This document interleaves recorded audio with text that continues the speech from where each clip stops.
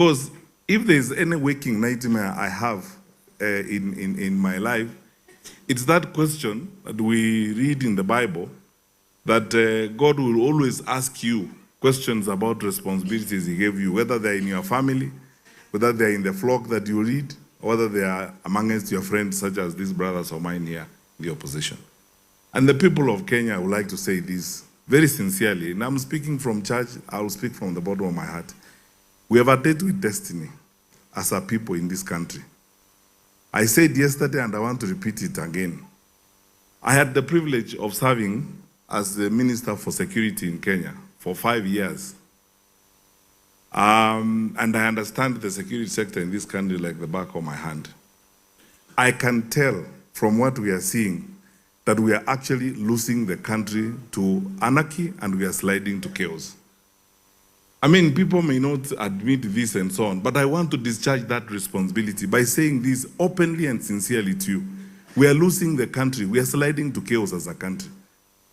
And our leaders, when we say these things, we say them completely sincerely, because we have a stake, all of us, whether you're in government or in the opposition, we have a stake in the country. When things go south, we will all suffer equally. It won't matter whether you're in government or you're in the opposition. When Goons closed the highway in the capital city of our country at 9 o'clock in the morning and robbed people blatantly, like we saw the other day, you saw what happened in Keumbu on Friday.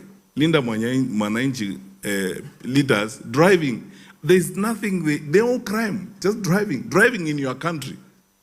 Because that is their country, driving in your country, along the road in your country. And you are stoned. Now, by this morning, 2 people have died as a result of that incident. And the stoning is happening right in the presence of police officers in uniform, across the road from a police station. Do you want to tell me we have a country really? Tunapoteza, we are losing our country. We are sliding to chaos. There are parts of this country, as I speak to you today, you will not go and hold a meeting if you don't pay a group of thugs 200,000 shillings, 100,000 and so on.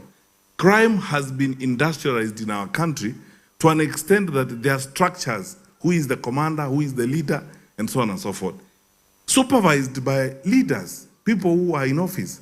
Because the incident that happened in Keumbu, you cannot tell me, because it's a few kilometers from Kisii town, that the county security team did not know, the county commissioner, the county commander, and the entire security team.